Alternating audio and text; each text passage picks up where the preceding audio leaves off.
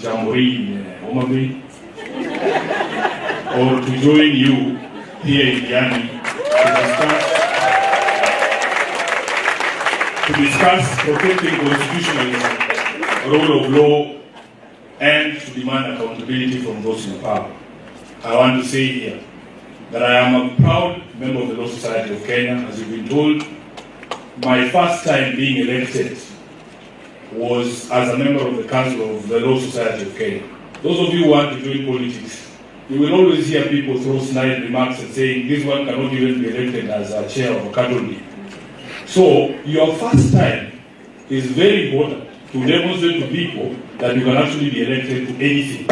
And that is the reason why I am always happy to join you. And as Honorable Kalonzo has said again, you need to maintain some nexus between yourself and your profession, because you never know the way some of the young people are talking in 2027, all of us might find ourselves back home and we would have to find something else to do. I want to commend the leadership of the Law Society of Kenya led by Madam Faith.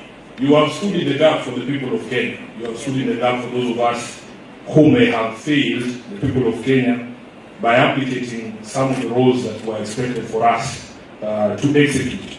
So, for standing for the rule of law, the Constitution, all of those things, and for defending the rights of Kenyans, we salute you, not just as the President, but the entire society led by our Council. Now, yesterday I came in and there was a conversation here that was going on. I found the Attorney General addressing this gathering, and she suggested that what leaders need more is prayer. I am not discounting the value of prayer, but if you are put in a position of advice, the most critical thing you need to do for your leadership is to give them the proper advice. These council members here are supposed to give good and proper advice to the President of the Law Society of Kenya. The Attorney General is supposed to give proper advice to the President. And the murmurs you are hearing in the hall is because many of us at the back there were shouting, you are preaching to the choir. The people who need that advice are not these lawyers. We know what the law is. We know what anticipatory bail means. The person you are supposed to be speaking is your boss, because he's the one who doesn't know what anticipatory bail is. So, I hope she understands.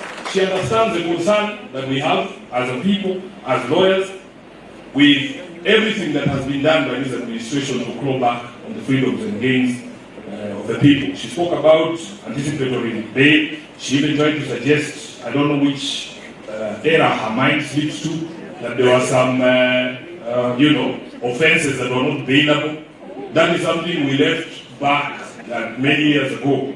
And I hope she would also address herself to this theme of Kamata Fridays and pre-trial detention applications by the Office of the Director of Public Prosecution here, which is being used by the Director of Public Prosecution. My understanding of your role, I think it is Article 157, that in the execution of your duties under the Constitution, you must have regard to two things: the public interest in the administration of justice and the need to prevent and or avoid abuse of the legal process.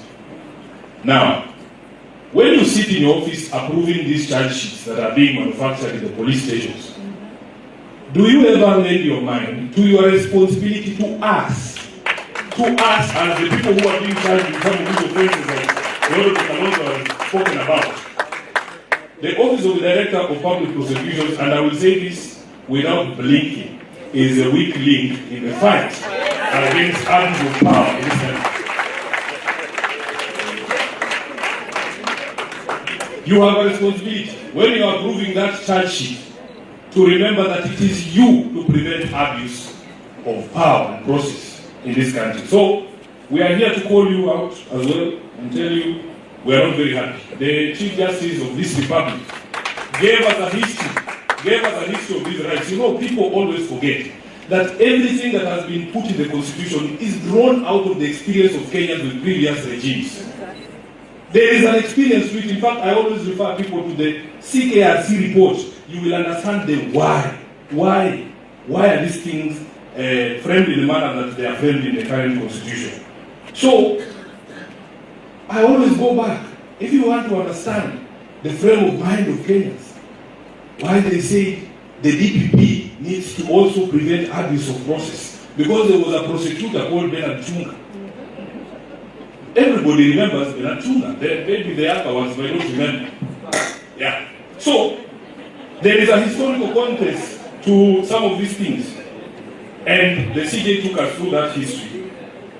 And she spoke about corruption as well. And she asked, who is this that is bringing corruption to the judiciary? We in Parliament have also been accused that we are rent seekers, that we go to ask people for money. I want the president to tell this country, who are these people who go and ask his cabinet secretaries for money? They are his cabinet secretaries. Who are these people that ask governors for money? Let them tell us. Let them tell us. To make blanket accusations, and I want to say this. You see, personally like Sifuna, personally as Sifuna, I had taken a public position on Gachagua way prior to the impeachment. Are you telling me you paid me to do something I already wanted to do? Had I not gone on record objecting to some of the things that were coming from the pulpit of the deputy president, I had said it. Was I going to demand that you pay me to impeach Gachagua? So, Honorable Kalonzo, some of these things that people say, they are besmirching the entire house. If somebody has come to ask you for money, say Sifuna asked me for money. There's a cabinet secretary who claims when they come to the Senate that somehow we ask them for money to be nice to them. I am a member of the Public Accounts Committee. Our proceedings are live. Those of you who have watched those proceedings, do you see a nice Sifuna? Is that what they pay me to do? Anyway, it's a difficult conversation, but we need to all agree that some of the people who are pointing fingers are the worst possible auctioneers in this country. In fact, their names are synonymous with corruption. If you ask a small child in this country what they know about that person, they tell you that is a thief. And then they are the ones standing and telling us, oh, Parliament is corrupt. All of those committees in Parliament, except two, all of those committees in Parliament are headed by members of his party, the President's party. All of them. Agriculture, lands, whatever it is. So, he should have a PG with his team first of all, before he calls all the 8 members to go for PGs, join PGs. You know, you will allow me to just speak because when Faith asked me to come to this conference, I asked her what would be my expectation as a guest here. I can see other people came prepared with speeches. The president told me, Sifuna just speak from the heart. And I asked her, are you sure? Are you sure that you want me to speak from the heart? But she has allowed me to do that. I just want to make some concluding remarks about some of the things that have been said today. First of all, Dr. Okello, I admire his courage. And I can assure you, Dr. Okello, that you will see a few Subarus. Because these are people who have very thin skin. Very thin skin. These are not guys who you will see. Dr. Okello works in the legal office in the Senate. You will see a disciplinary next week. Because the people we work around, they have such thin skin, they cannot take criticism. But today, I want to applaud his courage because he has spoken about a broken system and a broken promises. When we look at the, you see, for me the solution is very simple. Kenyans must go back to ask themselves, what sort of government did we want? What sort of government did we want? And I've made it clear that all these people who talk about shiny things, railways from here to Malaba, how many markets we are constructing, those are not the people we are looking for. The aspirations of Kenyans as far as government is concerned will be found in the preamble of the Constitution. It talks about an aspiration by all Kenyans for a government based on the essential values of human rights, equality, freedom, democracy, social justice, and rule of law. So all of these people who are claiming they want folk government in 2027, if you do not fit that mold of those 6 essential values, please, we are not what we are looking for.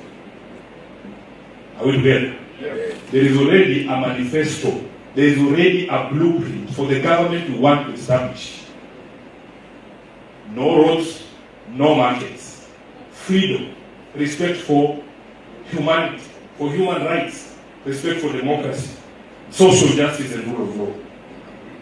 Honorable Kalonzo, I am a believer in separation of powers. I have refused to go to the seat of the executive, and this is one of the criticisms I hope the CJ will share. One of my criticisms of her is that sometimes she forgets that she is a head of an institution, and you must protect the image of that institution.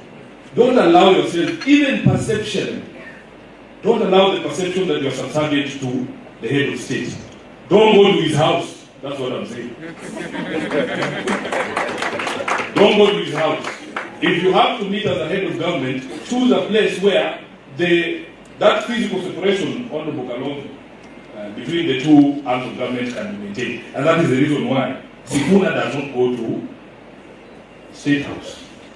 And by the way, constitutionally, I am the supervisor of the executive. They come to me, I don't go to them. I am a believer in the rule of law, and I will tell you a story. Recently, there was a governor who was brought before the Senate for impeachment. If you look at those impeachment charges, all of them originated from the County Public Accounts Committee where I sit. All of them, including the hiring of more than 60 advisors and so on and so forth. They originated from a session of the County Public Accounts Committee. I was in that session. So, I believe in those charges. But there is a High Court sitting somewhere in, I think it was there, that has said all the proceedings in the county assembly are null and void. It's not that I don't believe in the charges, but I am a lawyer, I am an advocate, I swore an oath. In fact, the judge in that case was so gracious as to say they were not going to stop the proceedings in the Senate, they are leaving it to us to exercise our minds on the space of constitutional institutions and the respect for the rule of law. What do you think Sifuna does? Yes, we say you can argue whether the order is flawed, and I saw some of my senior colleagues in the profession coming and telling us that there are actually orders that we can ignore. Can you believe it? Can you believe it? So, despite my feelings about the charges and the guy generally, I have a responsibility because some of us take oaths very seriously. We took an oath to defend this constitution. And I agree with those of you who are saying we need to go back and reclaim our country. Now, let me conclude. First of all, Justice Lenaola, I think, has painted the true picture of this country, who we are. I have had some political leaders claim that, we are in Africa, and that in Africa it is very difficult to remove a sitting president who is looking for his second term. He forgets there are people like Lenaola who made history by annulling a presidential election. Kenya is not like the rest of Africa. We are not the rest of Africa where these things happen. You understand? So, don't tell us about Uganda. Sure. Are we Uganda? Are you saying that? With all due respect to my friends from Uganda, we are not Uganda. So, Justice Lenaola and your team, for that courage to demonstrate that Kenya can be different. Kenya can be different. We don't have to be like the other African countries. We want to remind these people that on the day that Kenyans speak, all this bravado you see, Senior Counsel Guido Mugai, the good thing with me, I have the benefit of being in the exact same position that the people are in power, who are in power now, are in. We were the ones making all those statements of bravado, stiff state, and putting up brave faces saying, oh, tutakuja tufagie gosho moja, wacha azunguke, sisi tukiingia mambo itakuwa tofauti. They are in the exact same position. We have been there, saying, oh, this is Poyat, the Jazz, people are deep state. What the experience of 2022 taught me is that you, as the voters, are more powerful than these people actually imagine. You are more powerful. And never see that power. Never see that power. I have every confidence that when Kenyans express themselves, there is nobody who is going to be able to overturn the will of the people. Lastly,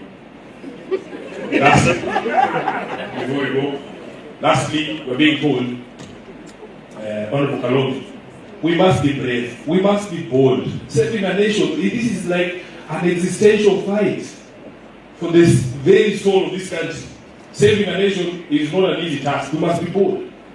The very people who ascended to power on the back of a slogan, they were running around just saying Hustler. Nobody ever understood what Hustler means. Those same people are saying we cannot do the very same and go on a slogan. One word. Say it yourself. Asante sana.